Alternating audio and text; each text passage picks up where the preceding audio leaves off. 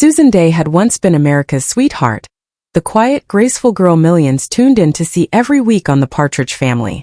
But behind the wholesome image was a young woman carrying far more than anyone ever guessed. At just 19, she weighed only 92 pounds, surviving on little more than carrots and water until her skin turned faintly orange. And hidden beneath the pressure of fame was a heartbreak that would follow her for decades. One that resurfaced publicly in 1994 and pushed her away from Hollywood for good. She had been born on December 10, 1952, in the modest town of Pecan, Illinois, a small city surrounded by cornfields and railroad tracks. Life there moved slowly. Her father, Robert Dey, ran the local newspaper, filling their home with stories from beyond their quiet world. Her mother, Ruth, was a nurse whose compassion shaped the emotional center of the family. Childhood wasn't extravagant, shared bedrooms, hand-me-downs, careful budgeting, but there was love, curiosity, and encouragement. Susan and her sister Leslie would pore over Hollywood magazines from the library, circling movie stars and dreaming about distant worlds. Then everything changed when Susan was 8. Her mother died suddenly from pneumonia, a loss that left the family hollowed and silent. Susan had to grow up before she was ready, helping with her younger siblings and swallowing grief she didn't know how to express. That early loss shaped the guarded, introspective nature she carried for the rest of her life. A year later her father remarried and Gail, her stepmother, quickly saw something special in Susan. When Susan turned 12, Gail began taking more photos of her. Not for family albums, but because she sensed a future that Susan herself didn't yet imagine. In 1968, after reading an article in 17 magazine, Gail mailed photographs of both girls to the Eileen Ford modeling agency. To their astonishment, both were signed. Susan was 15. Leslie was 13. With that one decision, the direction of Susan's life changed permanently. The family moved to New York after her father accepted a new editorial job, and their Midwestern roots clashed with the noise and speed of the East Coast. At school, Susan felt out of place, tall, shy, teased for her accent. But she worked hard to blend in, practicing her speech until she sounded like the kids around her.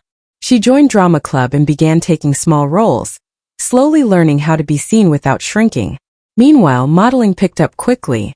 Susan appeared in 17 magazine, walked in New York Fashion Week, and landed a CoverGirl ad. At 15, she was already earning adult paychecks, already hearing comments about her weight and looks. The pressure settled in early, and as jobs increased, so did comparisons with her sister.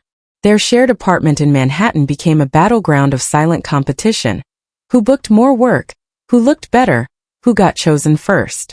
Susan was weighed, measured, and critiqued constantly, and she quietly began to skip meals. One of her earliest modeling jobs, posing on the cover of an educational booklet about menstruation, was small, but introduced her to homes across America. Yet nothing prepared her for what came next. In 1969, a JCPenney back-to-school ad caught the attention of television casting directors. They saw something natural in her, something relatable. When she auditioned for a new family sitcom, she had no acting experience, but she beat out more than 300 girls and signed a 7-year contract. She was 17. She didn't even finish high school. Within months she was in Los Angeles filming The Partridge Family, and when the show premiered in 1970, 16 million people watched. Her rise was fast and overwhelming. She received 8,000 fan letters every week. Magazines praised her innocence and beauty. But the more adored Lori Partridge became, the more Susan herself disappeared. She was told how to dress, what to say, how to smile. Everything was managed, her answers, her hair, her public presence. Behind the camera, she slowly unraveled. She restricted her eating to the point of becoming frail, her weight plummeting until costume designers hid her thinness under padded clothing. Her emotional world was equally fragile.